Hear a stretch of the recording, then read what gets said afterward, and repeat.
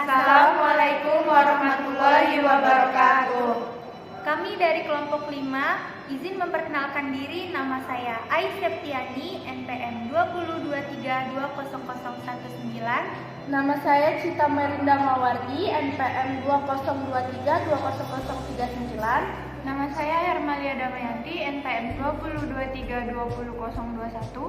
Nama saya Liana Putasari, NPM 2023200037. Sini kami akan menjelaskan mengenai regulasi dan kebijakan dalam bidang IT yang memuat 2 buah materi, yaitu kasus-kasus cybercrime dan review jurnal cyber law. Untuk memenuhi tugas mata kuliah etika profesi yang diampu oleh Ibu Agni Widya Astuti, Eskom FTI. Yang pertama, kasus-kasus cybercrime. Di sini kami akan membahas 5 kasus cybercrime, yaitu kasus pertama, penyebaran malware JS Sniper di situs e-commerce. Kasus kedua, pencurian identitas di akun sosial media. Kasus ketiga, pencemaran nama baik di sosial media. Kasus keempat, pembobolan dan pencurian data di ATM. Dan kasus kelima, penyebaran berita hoaks dan provokasi.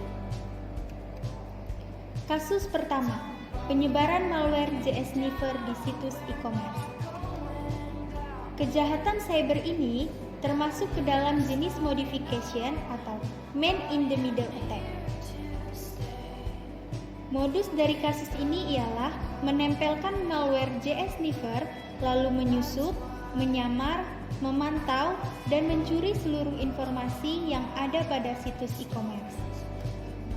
Pelaku dari kejahatan ini dikenai pasal 48 ayat 1 dan ayat 2 dan atau pasal 36 Jungto, pasal 51 ayat 2 Undang-Undang Nomor 19 Tahun 2016 tentang perubahan atas Undang-Undang Nomor 11 Tahun 2008 tentang informasi dan transaksi elektronik dan atau 363 KUHP dengan ancaman hukuman pidana 10 tahun penjara.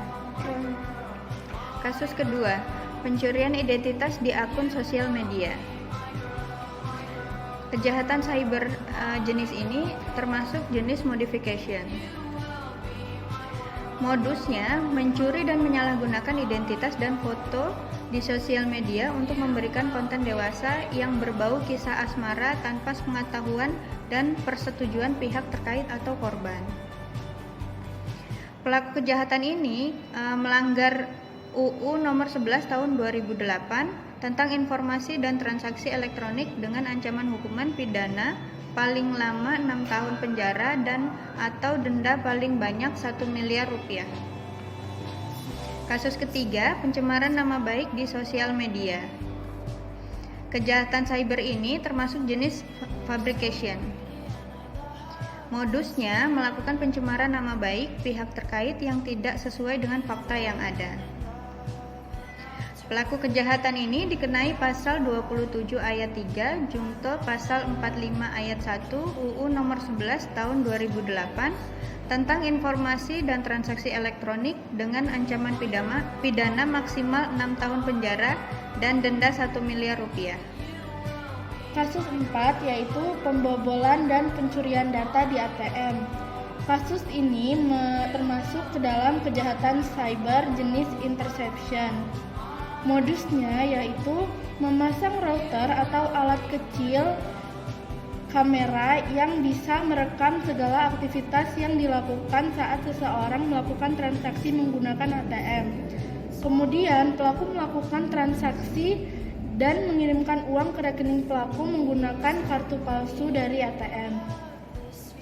Pelaku kejahatan ini dikenakan pasal 362, 363, 406 KUHP, pasal 30 Jungto, pasal 46 atau pasal 32 Jungto, pasal 48 UU Nomor 11 Tahun 2008 tentang informasi dan transaksi elektronik, serta pasal 3, 4, 5, dan 10 UU Nomor 8 Tahun 2010 tentang pencegahan dan pemberantasan tindak pidana pencucian uang dengan hukuman maksimal 8 tahun penjara. Kasus yang kelima yaitu penyebaran berita hoaks dan provokasi. Kasus ini termasuk kejahatan cyber jenis modification. Modusnya mengirim dan menyebarkan pesan-pesan atau informasi palsu yang tidak sesuai dengan fakta. Pelaku kejahatan ini dikenai pasal 27 sampai 31 Undang-Undang Nomor 11 Tahun 2008 tentang ITE. Selanjutnya, pencegahan dan penanganan cybercrime. Yang pertama adalah pasang perangkat lunak keamanan yang up to date. Yang kedua, menggunakan data encryption. Yang ketiga, selalu periksa data bank dan kartu kredit secara teratur. Yang keempat, backup data-data secara rutin. Yang kelima, selalu memiliki sifat waspada dan bijak dalam menggunakan fasilitas internet. Yang keenam, jangan sembarang membagikan info pribadi. Yang ketujuh, jangan mengunjungi situs web yang mencurigakan dan tidak jelas sumbernya. Dan yang terakhir, yang kedelapan, apabila terjadi cybercrime, laporkan kepada pihak yang berwenang. Selanjutnya, di sini kami mereview jurnal yang berjudul Upaya Regulasi Teknologi Informasi dalam Menghadapi Serangan Cyber Guna Menjaga Kedaulatan Negara Kesatuan Republik Indonesia oleh Wahyu Beni Mukti Setiawan, Eri Fendi Kurniawan, dan Femi Silaswati Farid. Dalam jurnal ini membahas tentang regulasi bidang teknologi informasi di Indonesia dalam menghadapi tindak pidana cyber dan upaya regulasi khusus di bidang teknologi informasi dalam menghadapi serangan cyber. Jurnal ini bertujuan untuk menganalisis keberadaan Undang-Undang ITE dan upaya regulasi dalam menghadapi serangan cyber. Pemberlakuan Undang-Undang ITE merupakan hukum cyber pertama di Indonesia yang bertujuan untuk memberikan kepastian hukum bagi masyarakat dan mencegah kejahatan yang ditimbulkan oleh teknologi informasi bagi penggunanya. Undang-undang khusus tentang kejahatan cyber merupakan salah satu kebijakan kriminalitas kejahatan cyber yang ideal di Indonesia yang memuat aturan umum yang berlaku untuk semua kejahatan yang berlaku di bidang teknologi informasi dan komunikasi, kejahatan yang terkait dengan kerahasiaan data atau sistem di komputer. Penegakan hukum merupakan aspek penting dalam suatu negara. Dalam hal ini, Polri sebagai penegak hukum yang memiliki fungsi, tugas, dan wewenang untuk mewujudkan keamanan dan ketertiban masyarakat, termasuk mengambil tindakan tegas dalam penegakan hukum terhadap kejahatan cyber. Sekian penjelasan dari kami, kurang dan lebihnya kami mohon maaf. Semoga video ini dapat bermanfaat. Kami akhiri. Wassalamualaikum warahmatullahi wabarakatuh.